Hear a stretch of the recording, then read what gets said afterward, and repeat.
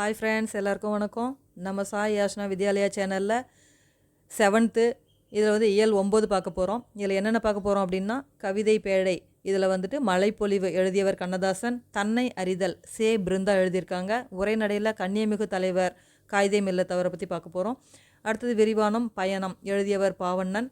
இலக்கணம் ஆகுபெயர். 16 ஆகுபெயர்களில் இதில் 6 பற்றி இது மட்டும் பார்க்க போகிறோம். கவிதை பேழை. மழைப்பொழிவு கண்ணதாசன். பாடல். சாதிகளாலும் பேதங்களாலும் தள்ளாடும் உலகம், அது தர்மம் ஒன்றை நம்பிய பிறகே அடங்கிவிடும் கலகம். ஓதும் பொருளாதாரம் தனிலும் உன்னத அறம் வேண்டும், புவி உயர்வும் தாழ்வும் இல்லா தான வாழ்வினை பெற வேண்டும். வாயும் வயிறும் ஆசையில் விழுந்தால் வாழ்க்கை பாலைவனம், தமையும் வாட்டி பிறரையும் வாட்டும் சண்டை சச்சரவு, தினம் தன்னாடு என்னும் பிறநாடு என்றும் பேசும் பொய்யுறவு. சொல்லும் பொருளும். சாந்தம் அமைதி, மகத்துவம், சிறப்பு, பேதங்கள், வேறுபாடுகள், தாரணி, உலகம், தத்துவம், உண்மை, இரக்கம், கருணை, மனித வாழ்க்கையில் தேவைப்படுவது, பொறுமை. கண்ணதாசனின் இயற்பெயர் முத்தையா. இவர் பிறந்த ஊர் சிறுகூடல்பட்டி. கண்ணதாசனின் சிறப்பு பெயர்கள்: கவியரசு, கமகப்பிரியா, வணங்காமுடி. மழைப்பொழிவு என்ற தலைப்பு எந்த நூலில் உள்ளது? இயேசு காவியம். சாந்த குணம் உடையவர்கள் எது முழுவதையும் பெறுவர்? உலகம். கவிதை பேழை. தன்னை அறிதல் எழுதியவர் சே பிருந்தா. பாடல்.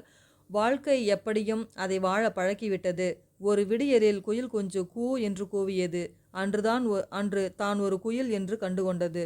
சே பிருந்தா எழுதிய கவிதை நூல்கள்: மழை பற்றிய பகிர்தல்கள், வீடு முழுக்க வானம், மகளுக்கு சொன்ன கதை. இதில் மகளுக்கு சொன்ன கதையில் தான் தன்னை அறிதல் அப்படிங்கிற தலைப்பு இடம்பெற்றிருக்கு.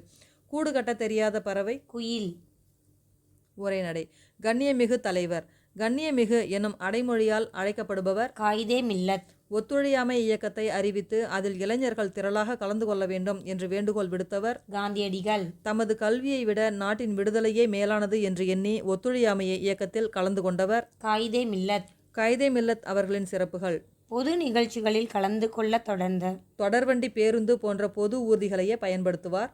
மணக்கொடை வாங்கும் திருமணங்களில் கலந்து கொள்ள மாட்டேன் என்று வெளிப்படையாகவே அறிவித்தவர். அவர் தனிப்பட்ட முறையில் அனுப்பும் கடிதத்திற்கு இயக்க பணத்திலிருந்து வாங்கிய அஞ்சல் தலையை கூட பயன்படுத்த மாட்டேன் என கூறியவர். தமிழ் மொழியை நாட்டின் ஆட்சி மொழியாக அறிவிக்க வேண்டும் என்று குறிப்பிட்டார். இந்தியாவிற்கும் சீனாவிற்கும் இடையே 1962 போர் மூண்டபோது தனது ஒரே மகனை போர் முனைக்கு அனுப்ப இருப்பதாக தெரிவித்து ஜவஹர்லால் நேருவுக்கு கடிதம் எழுதினார். காயிதே மில்லத் அவர்களின் இயற்பெயர் முகமது இஸ்மாயில். காயிதே மில்லத் என்ற அரபு சொல்லின் பொருள் சமுதாய வழிகாட்டி. காயிதே மில்லத் சென்னை மாகாண சட்டமன்ற உறுப்பினராக பணியாற்றிய ஆண்டு 1946 முதல் 1952 வரை. இந்திய அரசியலமைப்பு குழு வரைவு குழு உருவாக்க குழு உறுப்பினராகவும் பணியாற்றியவர் காயிதே மில்லத். காயிதே மில்லத் கல்வி ஒன்றுதான் ஒட்டுமொத்த சமூக வளர்ச்சிக்கும் உறுதுணையாக இருக்கும் என்று எண்ணினார். கல்வி மிகுந்திடில் கழிந்திடும் மடமை என்பது முதுமொழி. இதற்கேற்ப கல்வி நிறுவனங்களை உருவாக்க நினைத்தவர் காயிதே மில்லத் அவர்கள். இதற்காக திருச்சியில் ஜமால் முகமது கல்லூரி, கேரளாவில் ஃபரூக் கல்லூரி தொடங்க காரணமாக இருந்தார். தமது வாழ்நாள் முழுவதும் தேசை பேணி வந்தார். சமய நல்லிணக்கத்தை.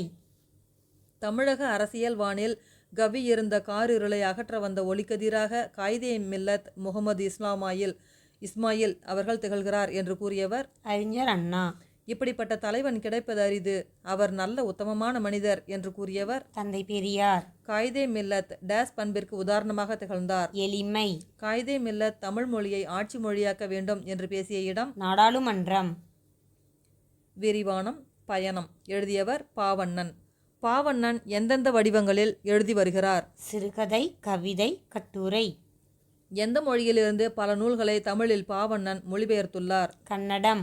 பாவண்ணன் எழுதிய நூல்கள்: கடலோர வீடு, நேற்று வாழ்ந்தவர்கள், பாய்மர கப்பல், மீசைக்கார பூனை, பிரயாணம், வேர்கள் தொலைவில் இருக்கின்றன. பயணம் எனும் சிறுகதை இடம்பெற்றுள்ள நூல் பிரயாணம். இலக்கணம் ஆகுபெயர். ஒன்றன் பெயர் அதனை குறிக்காமல் அதனோடு தொடர்புடைய வேறொன்றிற்கு ஆகி வருவது ஆகுபெயர் ஆகும். 6 வகையான பெயர் சொற்களிலும் ஆகுபெயர்கள் உண்டு. அவை: பொருளாகு பெயர் அல்லது முதலாகு பெயர் ஆகும். இடவாகு பெயர், காலவாகு பெயர், சினையாகு பெயர், குணவாகு பெயர் அல்லது பண்பாகு பெயர், தொழிலாகு பெயர்.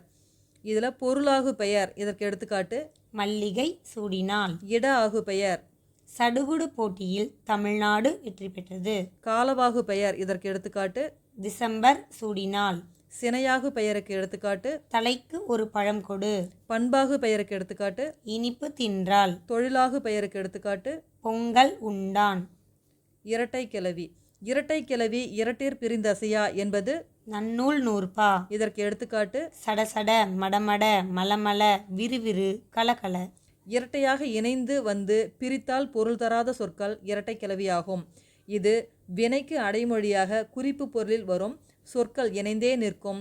2 முறை மட்டுமே வரும்.